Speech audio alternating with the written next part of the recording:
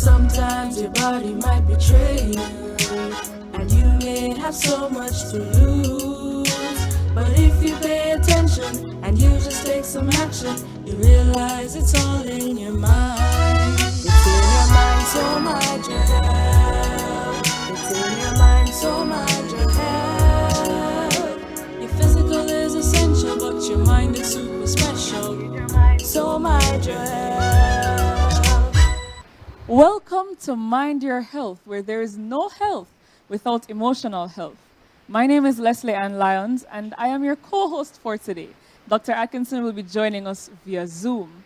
Today's topic is Men's Minds Matter when man up is not enough, and it promises to be very interesting. Stay with us, but right now we're going to take our scripture and our prayer. But now thus saith the Lord that created thee, O Jacob, and he that formed thee, O Israel, fear not, for I have redeemed thee. I have called thee by thy name, thou art mine.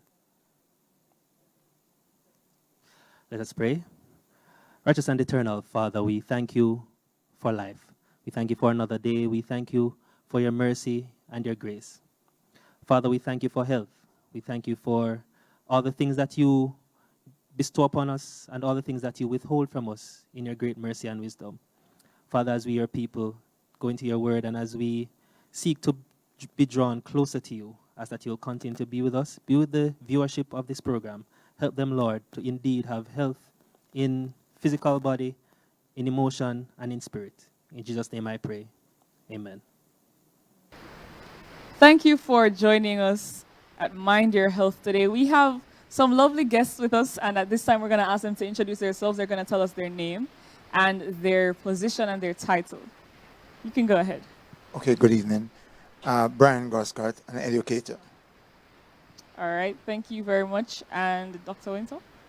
I'm Jason Winter, Associate Licensed Counseling Psychologist here in Jamaica, as well as I serve as Chair for the Department of Behavioral and Social Sciences at Northern Caribbean University, based in Mandeville, Jamaica, with regional campuses in St. James, St. Anne, as well as in Kingston.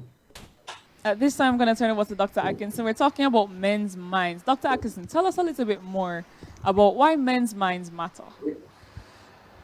Men's minds matter, and man up is not always the solution, because although we know, men matter. Men play a central role in all facets of society. And although both men and women experience mental health concerns, men's mental wellness tend to be under-discussed, and men tend to underutilize services. And so today is really just about us delving into the discussion around what are some of the unique experiences of men when it comes on to mental wellness and mental health concerns. And also, why is it that men tend to underutilize resources, mental health resources? So I am happy to be joined by two well-able men who can speak to their experience as men, but also the discussion around men and mental wellness. So let's start with, well, what are some of the mental health concerns or issues that men grapple with? Brother Goscott, you can take that one first. Okay, there are a number of things that men grapple with. This is caused really by culture, because one of the things is that a lot of times men are under pressure to operate different. And so the culture of the society asks us to behave different. So if you are having an issue and you cry about it or you talk to someone about it, you are deemed weak. As a man, you're supposed to stand up. You're not supposed to talk about it. You're not supposed to cry. You're not supposed to seek help. Actually, as a man, you should have the solution. So therefore, it poses that problem because we don't have all the solutions. But society asks us to. And so a lot of times we are afraid. And if we go, the stigma that is attached, that I go and you go to get medical and you go to do other things. No, that's not a man. And so that's one of the major issues that men face. Dr. Winter? Absolutely. I certainly agree with that point. The issue surrounding wellness oftentimes is taken for granted with the male gender, in particular focusing on mental health. Yes, there's physical health and there's social health. There's also spiritual health and emotional health, as well as mental health. And for us, it's important for us to kind of set a foundation in place. When we talk about mental health to begin with, what are we talking about? What can we say to our men that you need to be conscious of or cognizant of when we say mental health, to be clear cut? So mental health, and by and large, to the far end of the spectrum, we will talk about mental illnesses and cite some of the common mental health issues or illnesses that are plagued to our men or males in particular. No, but when we talk about mental health and illnesses by and large, we're looking at how a person think, the way they think, act, and feel. So it affects the way the person thinks, acts, and feel. So there are three areas that comes together to speak to the man's mental health. How he thinks about the issues around him, how he responds to issues around him, and ultimately feelings associated with that. So coming out of that, you have the emotional health.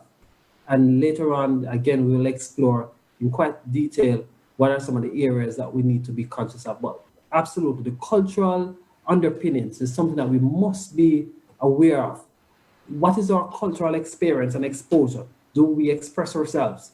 Yeah, again, we will come to realize that, especially in our Caribbean context or in our Jamaican context, where we would find that males do not access mental health services as often as their female counterparts. And why is that? Why is that? We will definitely look at issues surrounding parenting. That's a part, yes, from the home. Where you go back to those two foundational structures in our society, in our existence, the Sabbath and the home, the nurturing, what are some of the expectations, role expectations, etc., and how it is that the male is grown up and later on can affect their social interaction, their wellness. So definitely we must be conscious of that. Again, males do not access mental health services as often as females do. And there are certain key mental health issues or illnesses that male are more prone to because they don't express themselves openly and willingly as their female counterparts.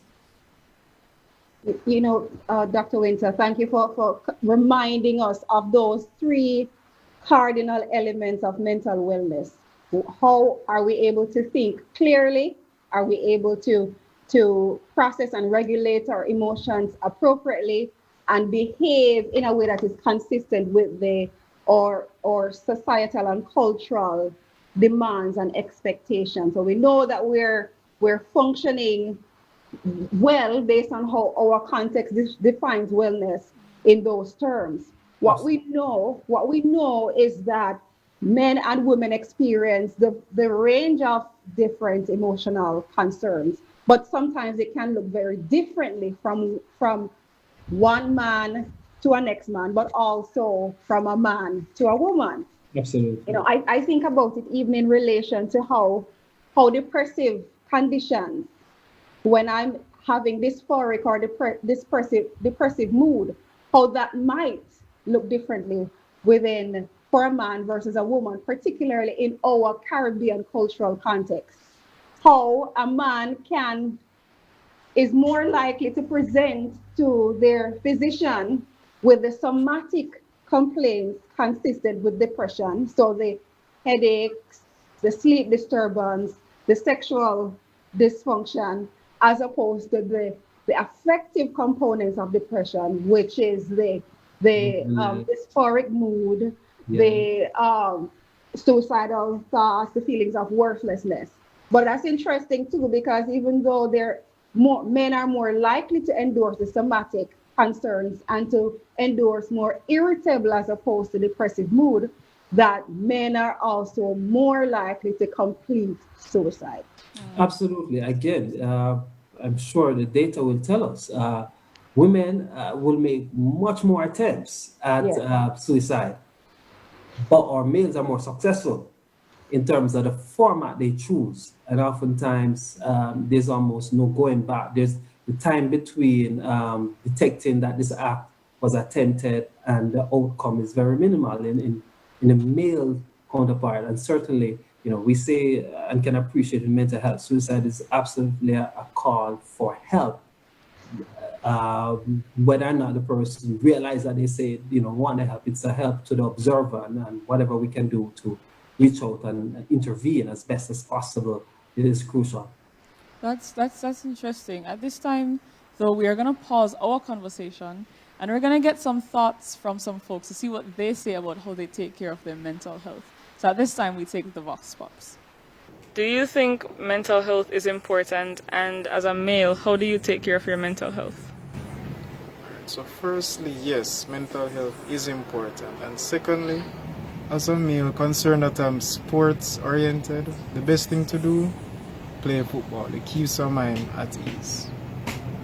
I do believe that mental health is important. And I take care of my mental health through participating in activities that bring me joy and help me to relax. So sports, exercise, music, games, and I love a good joke, So yeah, those are the things that I do as a guy. I also talk to my friends, but that's not on the top of the list. Thank you so much for your thoughts. We're going back into the discussion. So Dr. Atkinson, carry us through the rest of the discussion. Yeah, we're still deliberating on how might mental health concerns and issues look differently between men and women. Now, as a caveat, it's important for us to realize that there are more similarities than differences between us as humankind because we have one Father and we're all from one Creator. But the expression of these syndromes are different because of culture and gendered experiences. So, for example, men are more likely globally, not just in our Caribbean and Jamaican experience, but globally, to engage in more acting out behaviors, so more conduct and antisocial behaviors, and more at-risk behaviors, and more substance-related problems relative to women. Men, like we said earlier, are 3.5 times globally more likely to complete suicide relative to women, even though women are more likely to attempt more often and to endorse higher levels of suicidal ideation. And so this just testifies to the fact that we're in this universal struggle and we ache emotionally in similar ways, but it is expressed in very different ways depending on our gender and our cultural background. But, I think it's really important for us not just to witness the differences, but to begin the conversation around what are some of those factors that seem to contribute to this unique expression of male mental health concerns. I think we started some of the conversation around the cultural factors, but I want us to delve a little further into what are some of the factors that seem to give birth to some of these differences. What are some experiences of men that seem to predispose them to mental health conditions and issues? Okay.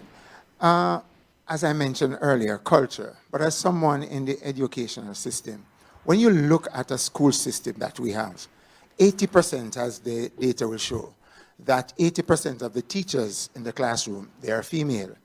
Hence, these teachers, being female, find it difficult to relate to the boys that we have in school. And the boys also will find it difficult to relate to them. So one of the issues is that boys don't feel okay to come and talk to their teacher, a female teacher, to say, Miss, I am experiencing this. And so they will bottle that up, or they'll find other avenues, sometimes not the correct area, but they'll find other avenues. And in that also is the fact that there's not enough role model for them. So there are not a lot of male teachers in the classroom, not a lot of positive role models in the society, and so they will just be there with it. And as we said earlier, in terms of culture, you're not supposed to talk about it. You're not supposed to tell anyone about it. So we suffer.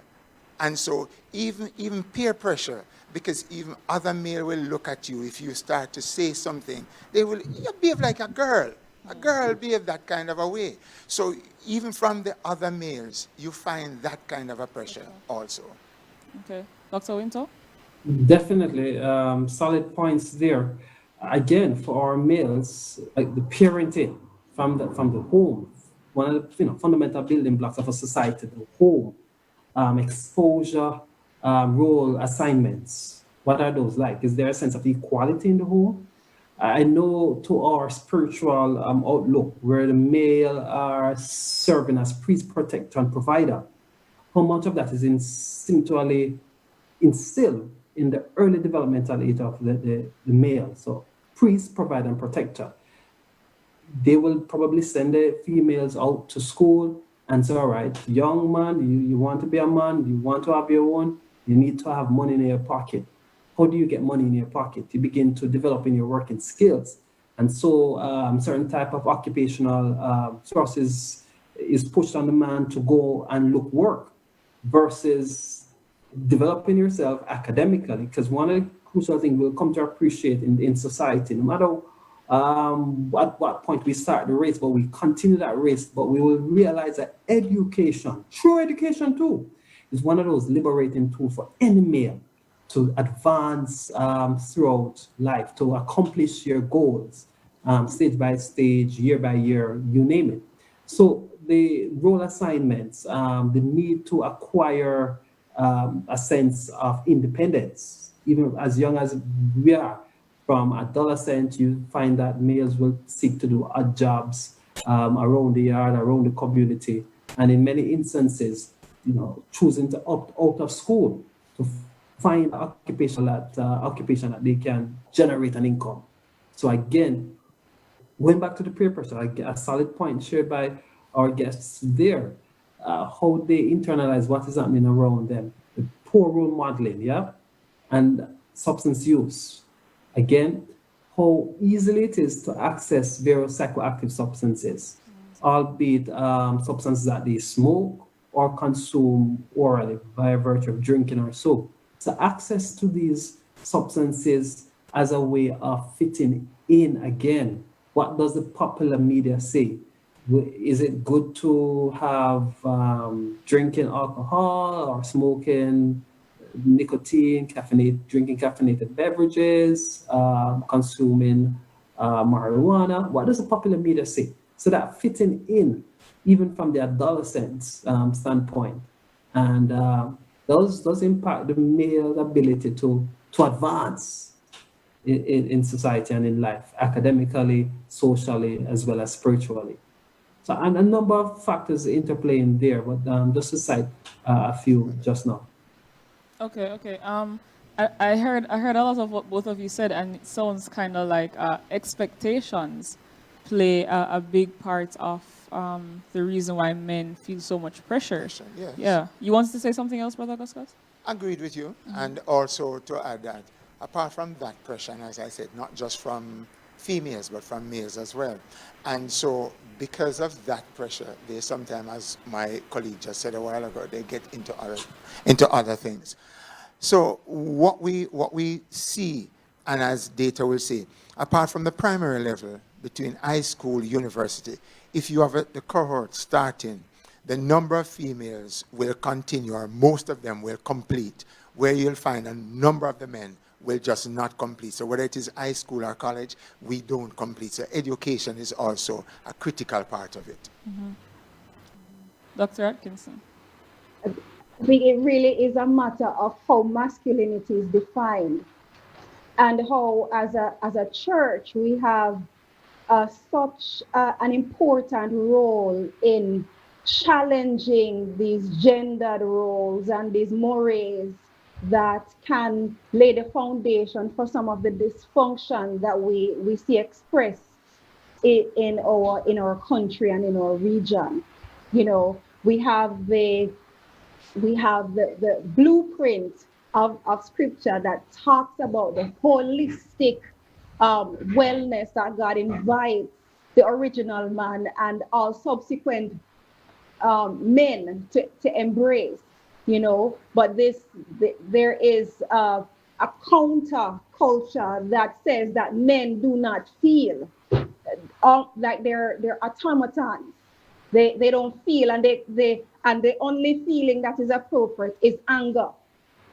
And we know that underneath the anger is the hurt, but the expression that is appropriate is the anger. And so often that those can be some indicators that things are not quite right, because the men learn that that is what they can express. And so even when they're in the throes of depression or anxiety, or they have vocational instability, my sense of manhood and worth is so tied up in my ability to generate income and to provide for my family. When that area of life is compromised, like now in the season of Corona, when everything seems to be shaken, how do I hold on to and maintain my wellness when my income is unpredictable, you know? And so it's so important for us to speak the balanced view of masculinity that God offers to us. You know, we know that when it comes down to emotional wellness and mental health concerns, that the origin often begins in the family. So when we have dysfunction and instability and mental health and substance abuse problems of parents, and the boys witness that can seem quite normative. The correspondence between men who go on to develop substance related conditions compared to their fathers and their uncles is quite significant. And so we set such a significant platform when we demonstrate appropriate coping resources, as opposed to coping with emotional difficulties through self-medication, through the marijuana and alcohol and the other substances. And then abuse, there's so much abuse that goes unspoken of when it happens to men. I am convinced that there is a tide of sexual abuse in childhood by to men that is underreported because of the shame. So men, this whole notion that men cannot be sexually abused is still so anchored in our culture, and yet we know that this is not true, you know. And so those are some of the ingredients that collide. We have the biological makeup that we have no control over, but then the family background issues, the dysfunction of the family, trauma, the sexual and physical abuse, because we tend to be more vicious in our disciplining of our boy children. That is not discipline, it is abuse. We tend to be more stringent, even in some of the words that we use with our boys, you know, because we have to beat them into submission. And these are some of the indicators that really promote the anger and aggression and conduct related problems that we see later on as men take on adult roles. Okay. So at this time, I think we are going to talk a little bit more about why men, what is the reason, or what are some of the reasons why men don't feel comfortable talking about the struggles that they're dealing with. Dr. Winter, you want to take that one? Absolutely. No, one of the first things that comes to my mind as to the difficulty that males experience in relating to others is that trust factor. That trust factor.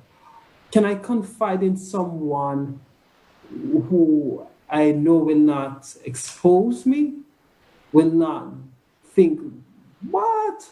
Well, you could be thinking like that, will not in turn be judgmental in their approach, and someone who will perhaps just validate the individual's emotions. So finding someone who they can trust may be an issue as to why men do not speak up. Another of the factors that I'm thinking is the ability to label and identify the various emotions that individuals experience. You know, during my interaction with males, whether it be, you know, in a kind of psychoeducational group setting or therapeutic setting, be it group or one-on-one, one of the first tasks that I tend to work with the client or with the male throughout a session or ongoingly is to identify or help them to identify diverse emotions and label emotions and move away from, boy, I'm not feel good today, no, I'm not feel bad today, no, because XYZ per se. But to have the male be able to identify and list those emotions and say, okay, then, if you're feeling this way, what are some of the potential outcomes? So when someone is angry and understanding personality temperaments, so I tend to go into a lot of self-exploration working with males. Understand yourself, know your emotions. What's your personality temperament? What are you likely or not likely to do? And so once I start there, it helps the male. So if someone is not able to guide the man or male to identify their emotions, they tend to just bottle it up. Again, for a male, what personally and what I've come to see in practice as well, a male likes to know that they have some sense of financial independence. No matter how large it is, but there is money in the pocket to at minimum provide food for self. So you go back to self-sustenance. And in the psychological literature context, we hear about Maslow's hierarchy of needs and those fundamental needs that Maslow speaks to at the foundation, safety, those physiological needs. If they are met for the male, they're in a better position. So one, we talk about, yes, looking at finding someone they trust, being able to identify their emotions and examine those needs at that foundation of Maslow's hierarchy of needs, their safety needs, their physiological needs. How are those? So as a male, do you feel safe where you are? Those are things to be considered. And I quickly would just add to that also. One of the, we don't seek because what is happening is a sign of weakness. The mere fact that you go to someone to get some help, you are weak. So no one wants to look weak. So as a male, you don't go to seek any kind of help because it is a sign of weakness. All right, I'm loving how this discussion is progressing. But right now we are going to take a break as we have a song by Legacy of Christ, and I'm praying that they will bless our hearts.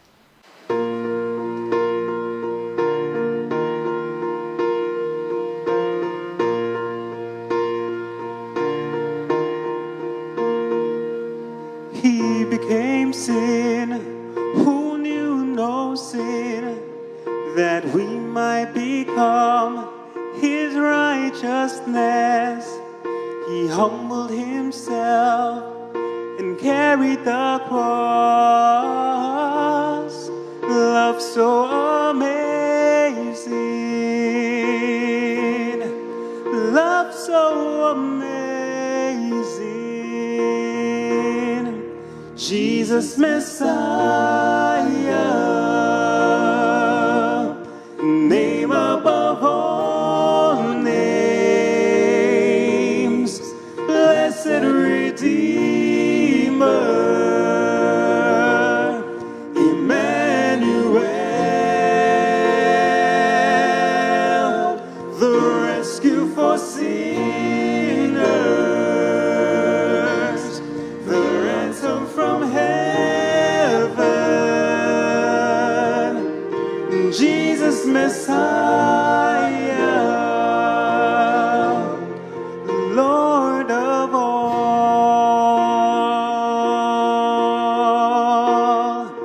His body the bread, his blood the wine, broken and poured out, all for love. And the whole world trembled, and the veil was torn. Love so amazing, love so Amazing, Jesus Messiah, name above all names, blessed Redeemer,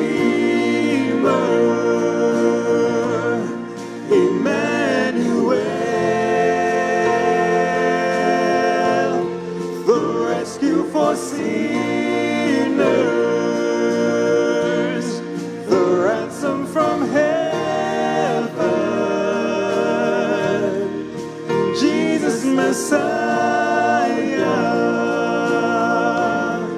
Lord of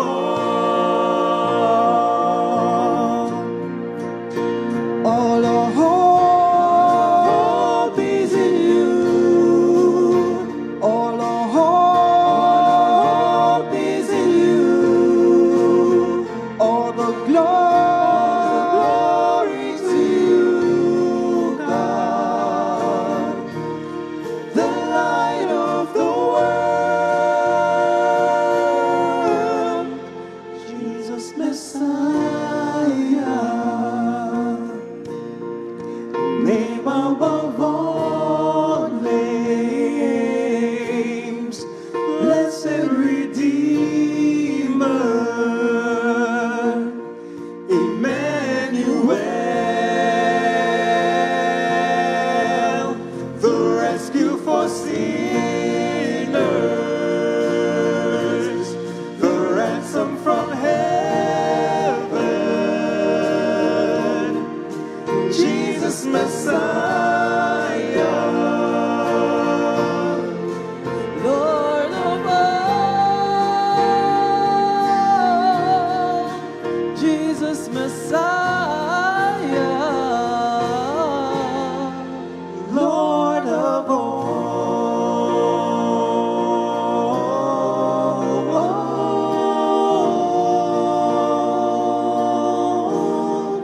Lord of all.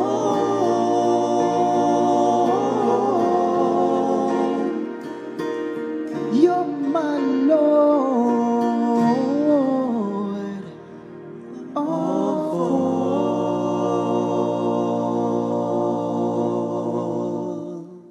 Thank you for staying with us. That was a lovely item of music by those gentlemen. It's funny how we're talking about men and how men's minds matter. So it was beautiful to see those young men singing for Christ. So let's get back into the discussion. Dr. Atkinson. Yes. I think a part of what prevents men from accessing the resources that they need is first not realizing that they need the resources. You know, we have a lot of work to do to send a strong message that mental health and men's mental health matters. We know that it matters because the large majority of persons who are behind bars are men. The large majority of students who are underperforming at high school levels are men. The perpetrators of the majority of intimate partner violence encounters are men. We have the upswing of murder suicides primarily perpetrated by men.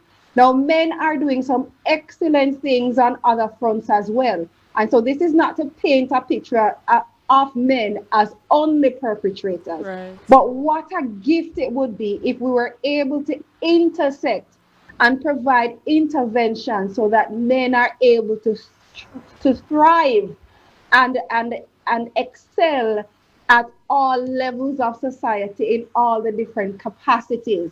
But first, we have to emphasize that mental health is paramount to or equivalent to physical health, and that it translates into how we function in our relationships, how we function on the job, how we function at school, how we function as boys, how we function as teens, how we function as adults. And so a part of that is first sending out a strong message that men's minds matter, and sometimes man up is not the solution. And another aspect of it is, as mental health providers, we need more men providing mental health services in ways that are traditional to how men can receive support. So maybe we need some more action-oriented intervention approaches facilitated by men, but emphasizing mental wellness.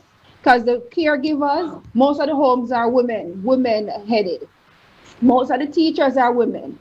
Most of the leaders are women.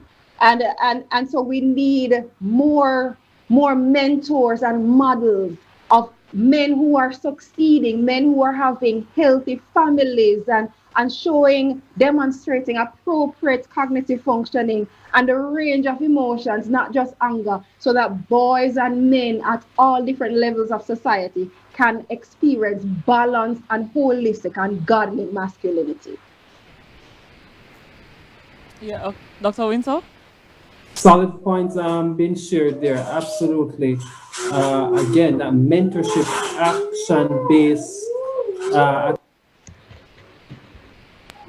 action-based activities.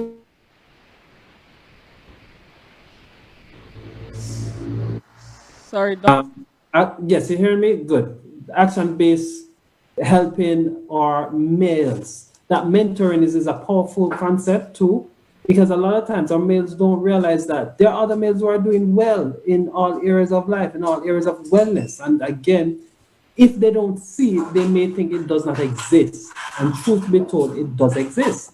So the areas of wellness, we're talking about spiritual wellness, occupational wellness, how it is that you're surviving on the job, not getting angry, meeting your goals. How do you manage yourself? So self-management, emotional wellness. There are men who can express themselves and monitor themselves, the intellectual pursuit as well. How do you sound or come off intellectual? And why do you see yourself not being potentially able to sound intelligent as the other man is? Not because one went to a certain high school or a certain university and I did not go to that particular high school, or I left high school at sixth grade, say third form or fourth form, or even from as early as second per se, you know. How it is that our males are able to observe others who are doing well and follow through. So mentoring is a solid concept that needs to probably aggressively be implemented at the high school level in the communities, and not just going in our various communities to take our males out because they have run afoul of the law. But what are those social intervention programs at the different youth club, the community levels, target back our males? Because our males are there, you know. Yeah, they drop out and they're not at school, they're not in the church per se, but our males are in the community. How do we find them where they're at and engage them purposefully? That's an interesting point. I was just wondering though, outside of what we can do for men, what are men currently doing to aid in their mental health? That's another question that we could possibly tackle. Well, I know from. Well, I'll quickly add. I know one of the, you find, and I will come to you in a sec. Males engage in extracurricular activities. So you find them in the community playing the ball. Yeah, we'll find them fishing. We'll find them cycling or going for a ride. So they engage in activities. You know, they might not say, "I'm going to do this as a self-care strategy." Right. In so many words, but the fact that they're doing it. So what we want to is to help them to understand. In doing this, you're being purposeful. You're being targeted in taking care of yourself. Agreed.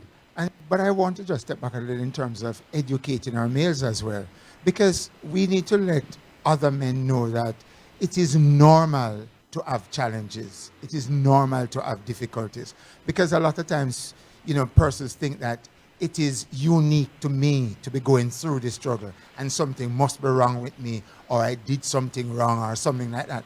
So one of the things we need to educate males that yes, it is natural to have these difficulties, to have these challenges. And when you do, how do you now seek help so that you can? I was just reflecting on a client that I had several years ago. He had presented with, you know, some difficulties with academics.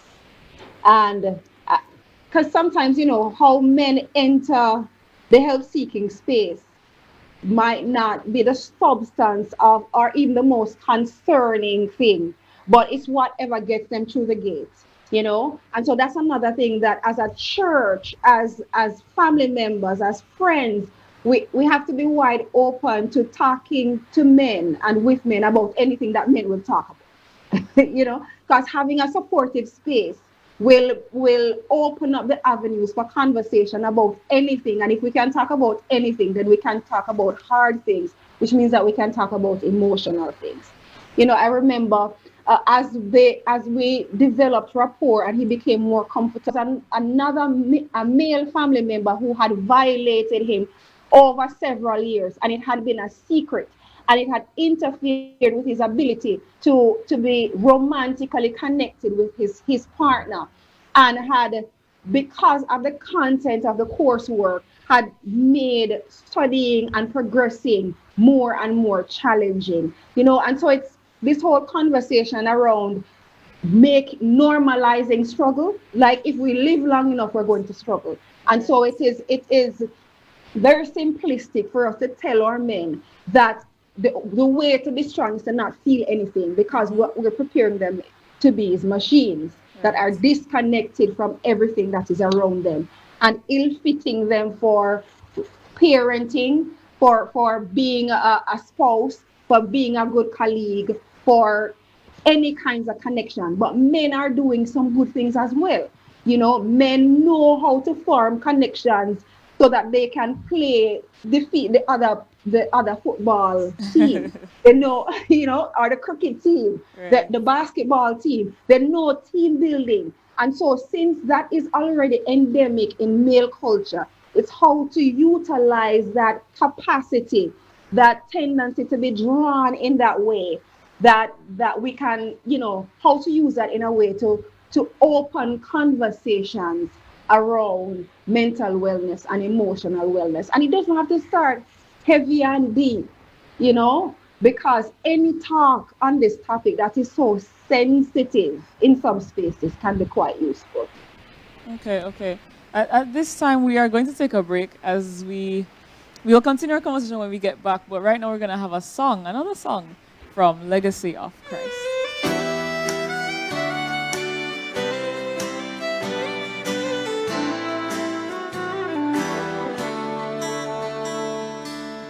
He didn't bring an army to help him on his way. He didn't bring an angel to praise him night and day. He didn't bring one piece of gold to buy some food to eat. Instead he turned and laid it all at his Father's feet. He left it all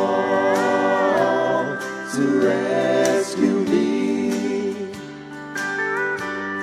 He left it all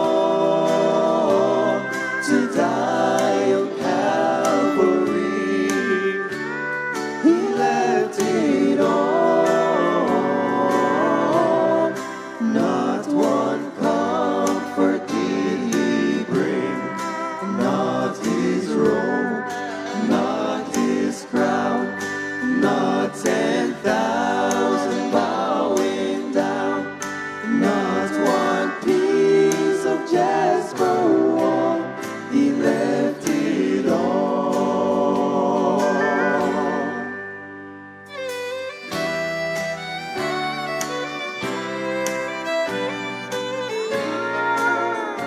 Ooh, yeah. This man they crucified, well, he said he is a king. But judging from the clothes he wears, he doesn't own nothing. But little did I know that day, as his blood came streaming down, he owned the sun, the stars, and the moon. Why, even on the ground, he left it all to rescue me. He left it all to die on Calvary.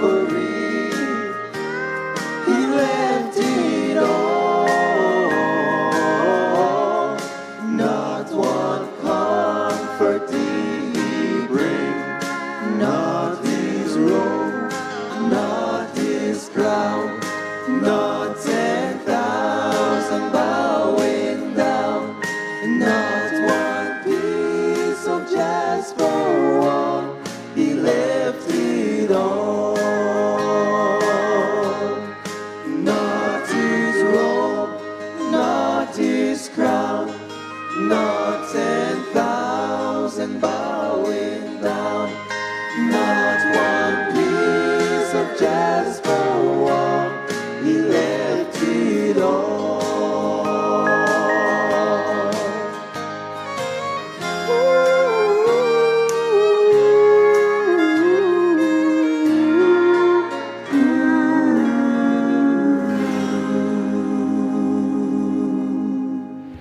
Thank you so much for that item, and thank you for staying with us here at Mind Your Health, where there is no health without emotional health. We're discussing men's minds matter when man up is not good enough. Dr. Atkinson, continue with us. Well, just continuing that male culture, if we think about Jamaican male culture, there are some aspects of it that can be quite health promoting. I don't know if you've ever witnessed a group of men just having a good laugh and jokes at each other. No, I'm not talking about the interactions that escalate to denigrating, that leave people feeling small. Right. I'm talking about the collegial kind of, nudging that leaves everybody feeling good and having a laugh. Everybody have to take their licks, but it's all in good fun.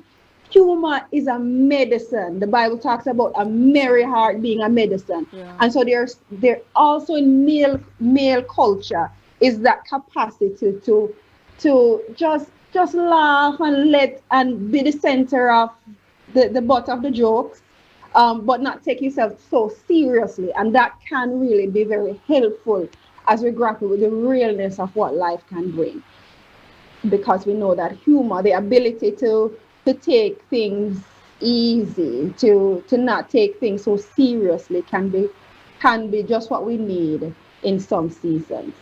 Okay, Brother Guscott, from your personal experience, maybe share with us, as a man, what are some of the things that you do to aid in your mental health? Well, for me, definitely sports, as was mentioned earlier. Because What do you play? football, volleyball, cricket, kind of thing. Sportsman. Yes. But when we are on that field, we are able, and I say to persons, for me, when I'm on that court, I forget everything else. I focus, I'm in that zone. So whatever stress, whatever problem, whatever there is, it doesn't exist. Because I am, for that time period, I am in that zone and I am at peace. I am just enjoying the moment. I'm just going through and I'm having fun, as you said earlier, just joking with each other. So for me, sports is one of them. And then even after the game itself, because what we tend to do after the game itself, we will sit and we'll be there for hours. And so we will talk about a number of things relating to males. And funny enough, out of that, in some very funny way, we will be able to sometimes guide the younger men. Because you will say, persons will even joke at them. Let's say they are late 20, 30, and they don't yet have a child.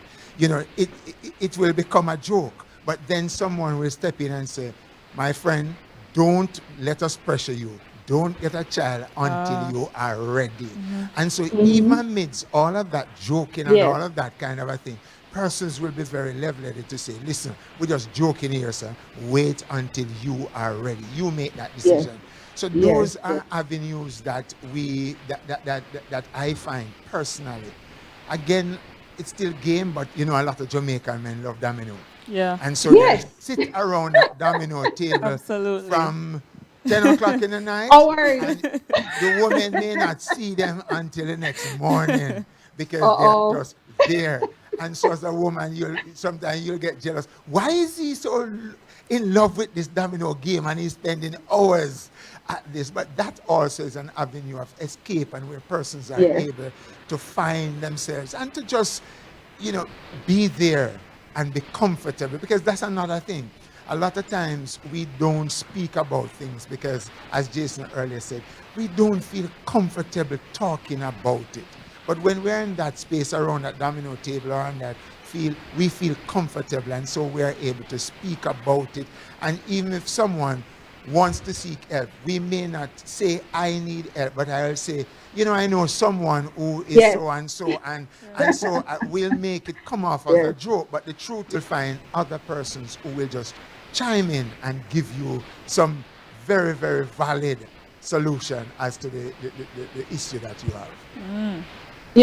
I really concur with you, Brother Brian, that there's lots of healing that occurs on the domino table and at the cricket match because we can enter a space of flow, what the psychologists talk about as flow and connection, because we're present in what we're doing, and then we're not so bound by the expectations and the other things that are going on, and it can free us up just to be and to use whatever codes we need to get whatever resources we need, and in the moment, if we're getting what we're needing, it's enough. And I think that's a part of how come the church can be such a central healing agent even for men. So the men might not be signing up for individual psychotherapy, but that's not so important if we can have multiple spaces of healing Definitely. Absolutely, absolutely. where they're concurrently doing things that they already enjoy, that they already are connected to, and they can simultaneously be having some of these conversations and getting some of the mentorship and getting some of, just some of the promise being spoken into them and The good onto them laughter. Don't can be forget the good quite laughter. beneficial. Right, you said don't forget Don't- you allow yourself to be vulnerable, because when you make a mistake and you're laughed at, you sometimes you just let it go, and then next week you're hoping that you'll be able to find something to laugh at someone else. Right. And so you as I said, you allow yourself to be vulnerable, and those are the avenues and space that we can do that. Outside of that, when you get into the formal setting, and I'm thinking of coming to you to seek help, I feel very vulnerable, because here I am, you being a psychologist, and another factor that you also being a female. I, as a male, don't want to come to you as a female to say to you, this is what I'm having, and I am having some sexual dysfunction or something like that. Oh, no, not at all. You'd be the last person, so you would never hear something like that. So when we're in that space, it allows us to be vulnerable. Okay. And that's why we need practitioners from all demographics, Right. utilizing Yeah. all different approaches, interspersed and penetrating all the different facets of life, because that's just the nature of things. People are going to work best when they're most comfortable and when they're able to build rapport. Absolutely. And we're going to continue talking a bit more about that when we get back from this break. We're going to have another song at this time, and I pray that it blesses your heart.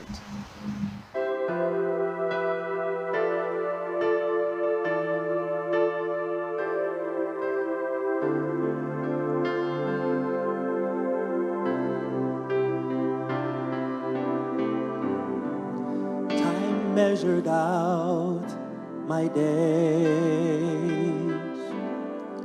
Life carried me along.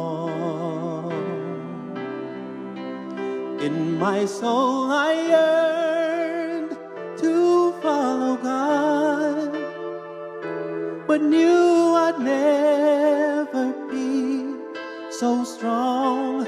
I looked hard at this world to learn how heaven could be gained, just to end where I failed.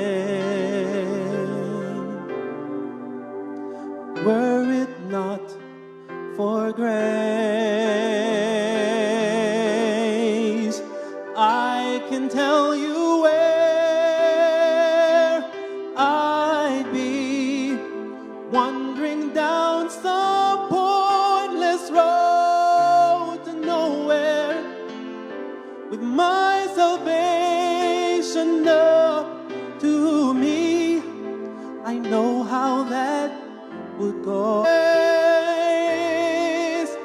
Forever running, but losing the race. Were it not for grace.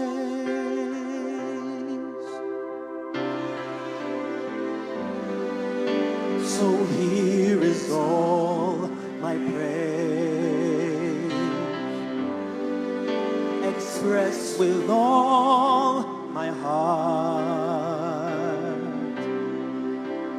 Offered to a friend who took my place and ran a course I could not start. And when he saw in full just how much his love would cost, he still went the final mile between me and heaven, so I would not be lost. But were it not for grace,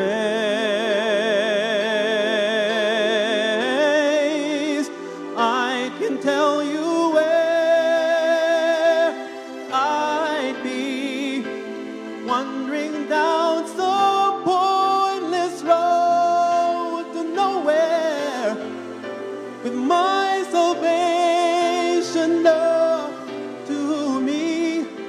I know how that would go. The battles I would face, forever running but losing the race, were it not for grace. Forever running but losing the race, were it not for grace.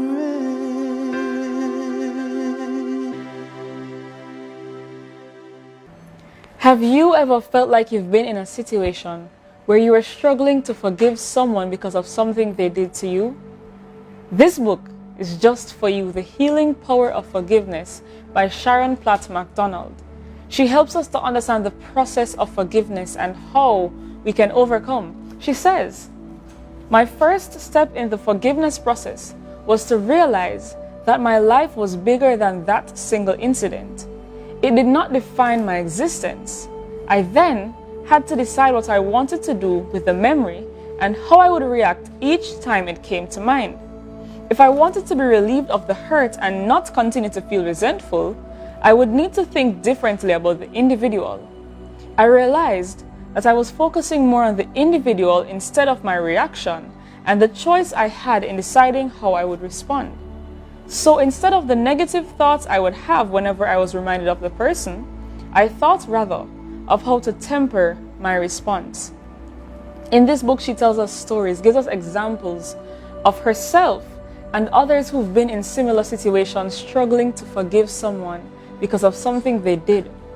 Well, I know I've been there, and I'm grateful that I was able to read this book to help me to understand a little bit more on how I should have a forgiving heart. And in reality, God says to us, we should have a forgiving spirit as Christians, as non-Christians. He's calling us to be honest. If we have God, we are able to do all things, including forgiveness. And that's why you should pick up this notebook. It says, "I can do all things through Christ who strengthens me," right here at the IAPA bookstore. You get these notebooks. If you buy one, you get one free. And you can come and check them out. They have varying messages about how God is impacting our lives. And as your child goes to school, they can learn more about God. You can get the book, The Healing Power of Forgiveness, at a 15% discount. And visit IAPA on Instagram at IAPA_bookstore_JM. And if you'd like a number to dial, that's 1-876-557-9747. Please enjoy the rest of this program. The official launch of the Let's Talk About Him evangelistic series will take place on all Jamaica Union and Conference's social media platforms this Sabbath, August 15, 2020. Join us also on NCU FM and NCU Television as we bring you a live broadcast of the LTAH launch starting at 9:15 a.m. The theme, I Follow Jesus. Our Divine Service speaker, Evangelist Pastor Dane Fletcher, Youth Director, Jamaica Union Conference. Don't miss the launch this Sabbath on NCU FM, NCU TV, and on all Jamaica Union and Conference's social media platforms. I Follow Jesus. Let's talk about him. Aren't you tired of being the last person to view our content whenever we post? Maybe 3 days or perhaps a week later? Trust me, I know the feeling. That's why I'm here to help you fix that problem. By subscribing to our YouTube channel, it enables a notification feature that sends you a personal notification whenever EJC Virtual Church goes live. Yeah, that's cool, I know. Ready? Let's go. Now, firstly, what you want to ensure is that you are signed into your YouTube via your Gmail account. And then when you've gotten onto one of our videos, below that video you should see the word subscribe in red. You tap that word and then a bell should come up beside it. You hit that bell and select all to get all our notifications for all our content that we post right here on our EJC Virtual Church YouTube channel. Yep, it's as easy as pie. So right now you'll receive notifications whenever it's time for a new beginning. Mind Your Health, Youth Mission Live, Oh Give Thanks, Instruments for Change, and on Sabbaths or regular worship service. Remember, if you don't do it, the rocks will. So tell your friends, tell your neighbors, tell your family members, subscribe to our YouTube channel, and you will surely receive a blessing from these programs.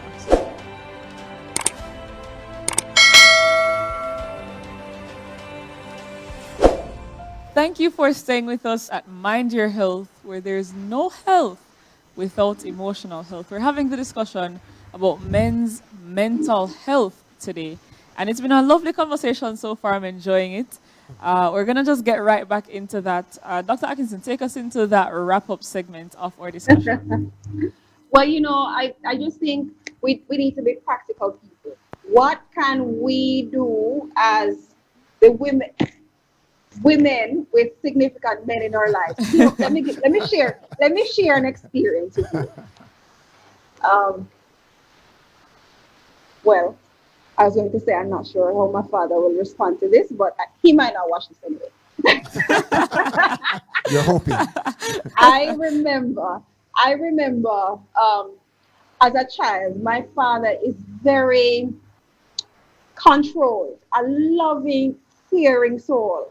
But it would be a challenging thing to get a rise out of him, apart from when he's very upset and he's having his angry outburst, to hug me and you know, for a long time I just had that in my heart. You see, as I got older and I had mental health training, I decided, you know what, God has given me one father, and I mean to become even more emotionally bonded with him because of his history, maybe because of how he was parented. Right. It is challenging for him to verbalize those words and to engage in those actions that have become very and so I decided I'm going to hug him, I'm going to kiss him, I'm going to hold him until he stops resisting, and I'm going to call him and I'm going to tell him how much I love him. And it's amazing how my relationship with my father has changed. Now he's initiating the hugs. Can you believe it?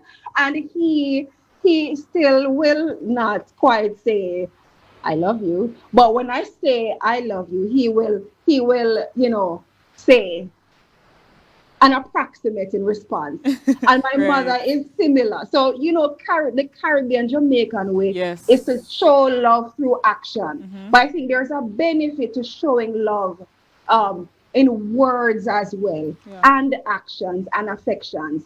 And so when we talk about men and mental wellness, let's continue with this move, this culture shift, giving men permission to show a range of emotions. Because it's so valuable, not just for them as men, but for them in their role as fathers, them in their roles as teachers, them in their roles as partners, in all the different facets of their life. We cannot do without them. And so investing in their emotional wellness will produce direct impact on our emotional wellness as well. Absolutely. I just want to add to what you said a while ago. We made the point earlier about education, educating men, and I find it interesting. I feel like that was Dr. Atkinson's way, maybe, of, right? Educating, Yeah, so it doesn't necessarily mean sitting in a room, in a classroom, exactly, and formal saying, setting. right. Yes. Sometimes it comes in the practical way of life. I can relate to Yes. you, Dr. Atkinson, maybe not with my father, more so with my brother. He isn't especially since I've been educated in understanding how men operate a little bit more. And so I think it's really important that we understand as women too, Yes. that we can't just expect them to just change and to just be naturally affectionate, but it takes a period of time and education through practical living as well. Yes. Yeah. So I treat the men in my life how I want them to treat me. Instead of telling them how to be, I am to them how I want them to be to me, and how I would want them to be with my children and my and all the other people in my life. Yeah, absolutely. And I love two things that you just said, Dr. Atkinson. One is to invest, and it has to be a conscious, and like you said, that you got that training and you got that education, and you made that conscious decision to do something, even informal as it may be. But we have to get to that point where we understand that we consciously need to do something. And as to our psyche, that to say I love you is a sign of weakness. Right. You don't tell, no. She's going to take advantage of that, and she's going to abuse you if you say that. So you know that you love her, but you stay on the other side and you quietly, and you will do something, but you are afraid to actually say, because she will want to use that as a weapon against you.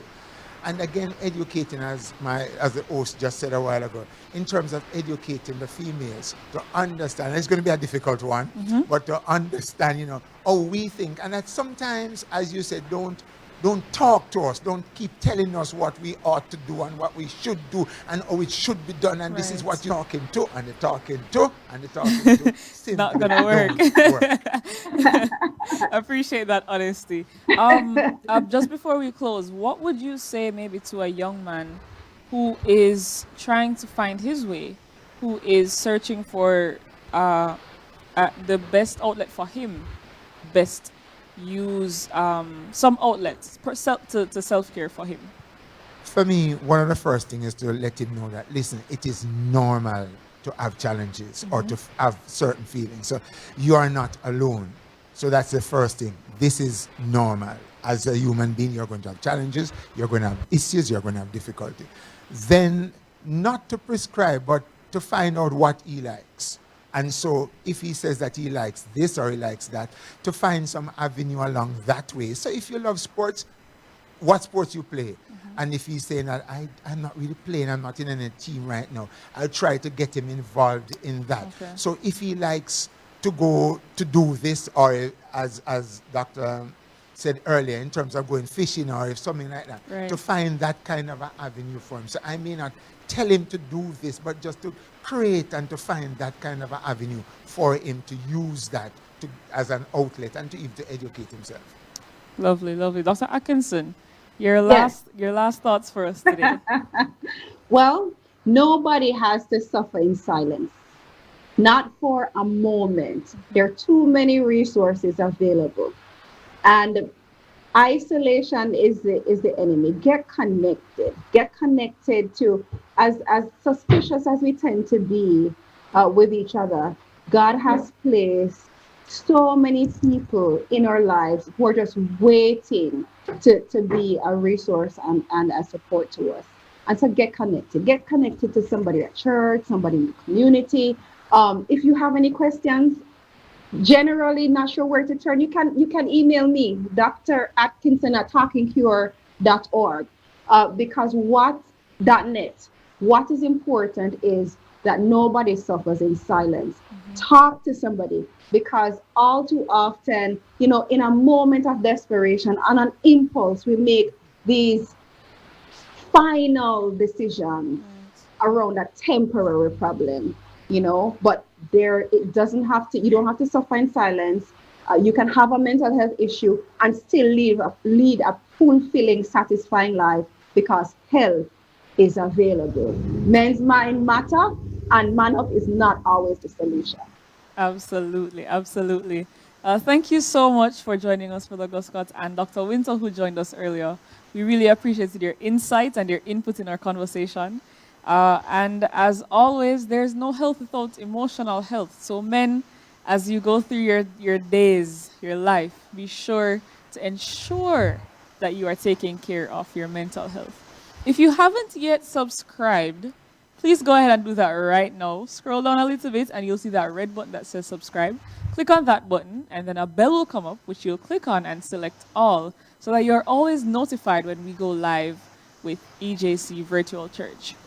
Remember, at Mind Your Health, and always, there is no health without emotional health. Thank you. Sometimes your body might betray you. You realize it's all in your mind. It's in your mind, so mind your health. It's in your mind, so mind your health. Your physical is essential, but your mind is super special. So mind your health.